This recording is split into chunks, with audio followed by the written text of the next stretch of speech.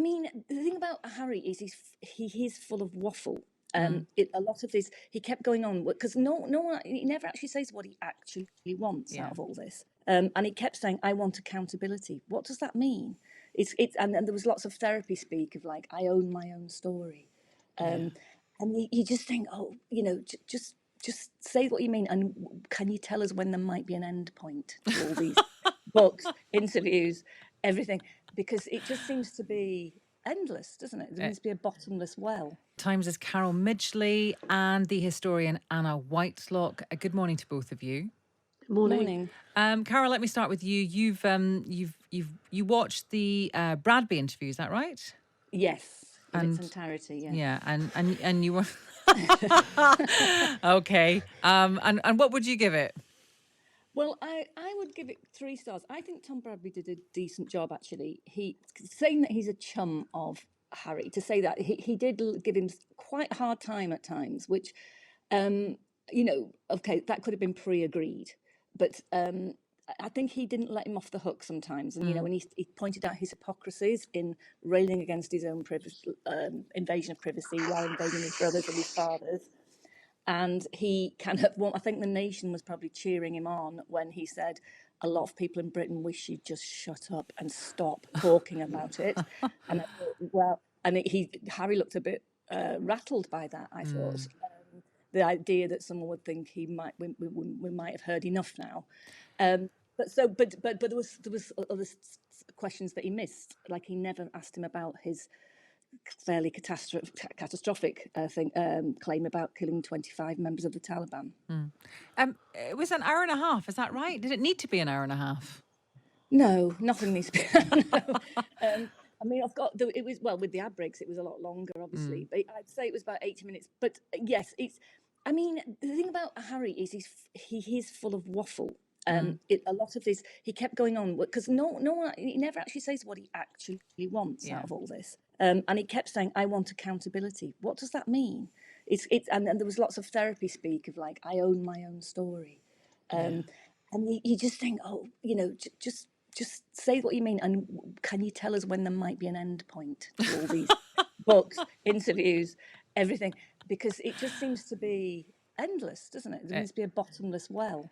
It does feel that way right now. We're very much in the thick of it, and let's hope for everyone's sake that it ends soon. As I said, we've also got the historian Anna Whitelock with us. Morning to you, Anna.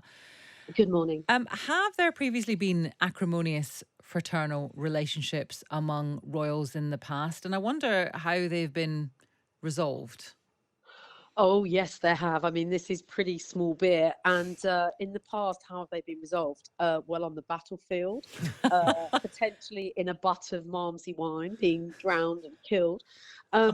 So, yeah, I mean, it hasn't ended well. I mean, more recently, obviously, the rivalry or the tension between Edward, Duke of Windsor, and George VI after the abdication is perhaps the most benign example. But this is age old. I mean, the difference is now that this is being fought in the court of public opinion and on the sort of media battlefield rather than the actual battlefield. But yeah, I mean, it's age old. And obviously, it's the role of the press in this relationship and in this feud is also something that Harry focuses on, and unsurprisingly, perhaps the press aren't focusing on that as much.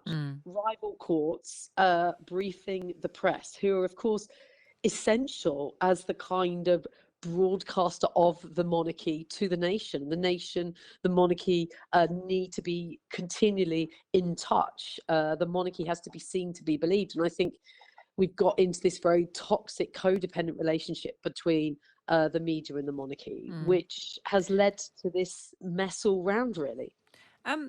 What is the kind of net effect of all of this? Because some people say, it's incredibly boring. Prince Harry is he's not self-aware. But also it's a bit like watching The Crown. Everyone seems unhappy. I mean, I think all of that is right. I mean, I wouldn't disagree with all of it. This has been going on, this saga, Harry constantly talking out. I'm sure most people are fed up with it. Everybody is hurt. Nobody's gained from this. So I suppose the question is it significant? Well, I mean, he has, over the last few weeks in the documentary and the interviews and then the book that will come out tomorrow, he has raised questions. Well, I mean, he slightly backtracked on the racism claim, but he has talked about unconscious bias. There is a sense of misogyny within the institution. There is a sense about how the institution relates to the press and treats spares. And I think, those are the big questions. Now, how the monarchy over time chooses or not to engage with that will be the sort of deciding factor about how significant all of this is, or whether, when historians of the future look back, it's just another iteration of royal rivalries and fraternal friction that has defined the monarchy. Interesting. Anna, thank you for that. It's Anna Whitelock, who's a historian. We also heard, they've definitely gone, from the Times' Carol Midgley, who's reviewed it. And as she said, she gave it 3 stars. It's in the paper today.